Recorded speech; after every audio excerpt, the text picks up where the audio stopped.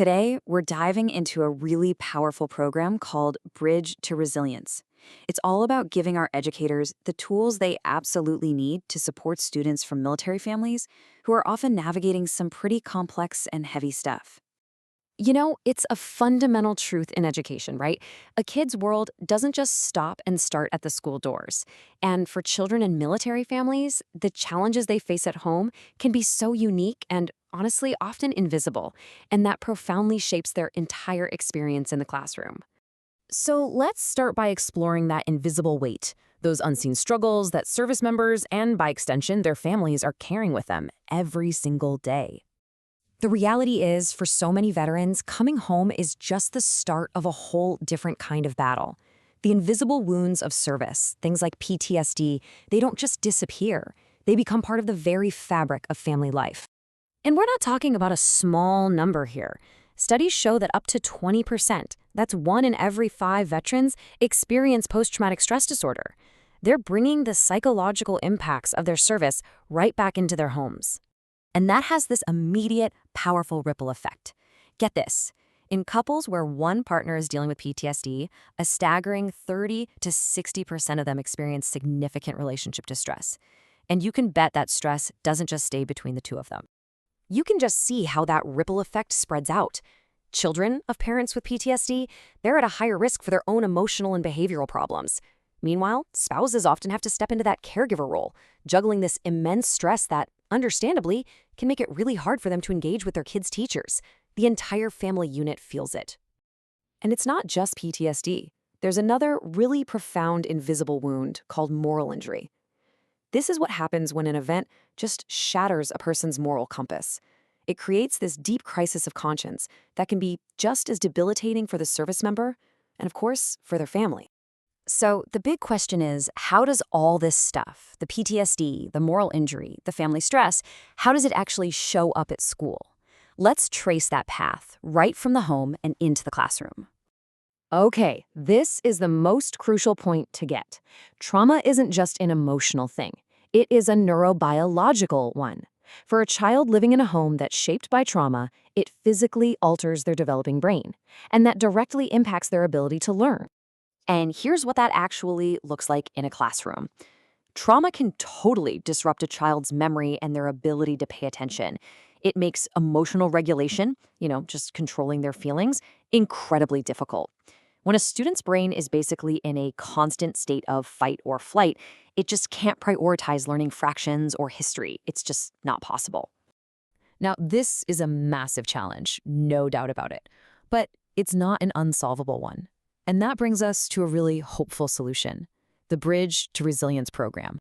Its mission is so clear and so powerful: to give schools the practical, trauma-informed tools they need to really support these students and their families, to create an environment where they can actually thrive.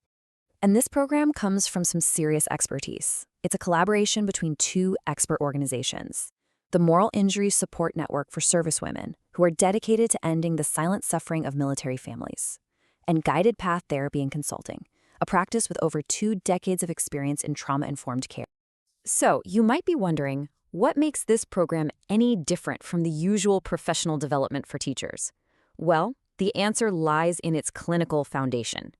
It's a total game changer. See, a lot of programs focus on classroom management theory. Bridge to Resilience, though, is rooted in decades of hands-on clinical practice. It's not just about managing behavior. It's about deeply understanding the psychology of PTSD, moral injury, and what are known as adverse childhood experiences, or ACEs. And this part is key. The training isn't led by theorists. It's led by practicing clinicians who have spent their entire careers in the trenches treating these very issues. That real-world experience is what makes this so incredibly effective. Okay, so let's look at how this program actually works. How does it transform a school environment and turn it into a place of real healing and support? The program is a structured journey. It starts with the Foundations module, getting everyone speaking the same language about trauma. Then it moves to advanced strategies. This is where teachers learn these amazing, practical, brain-based techniques like co-regulation. That's just a fancy way of saying a calm adult helps a dysregulated child return to calm. For example, instead of sending an agitated student to the principal, a teacher might say, "Hey, I see you're having a hard time. Let's take 3 slow breaths together." It's about connection, not correction. And finally, the program brings in family sessions to build that vital bridge between home and school. The Foundations module is really the starting block. It's where educators learn the basics, like Trauma 101 and ACEs. They specifically dive into how a parent's moral injury can impact a child. And then they start looking at their own school's policies through this new brain-aware lens to see what might actually be making things worse instead of better. And the results? They're so tangible. When the entire staff has this shared language, the responses to students become consistent and way more effective.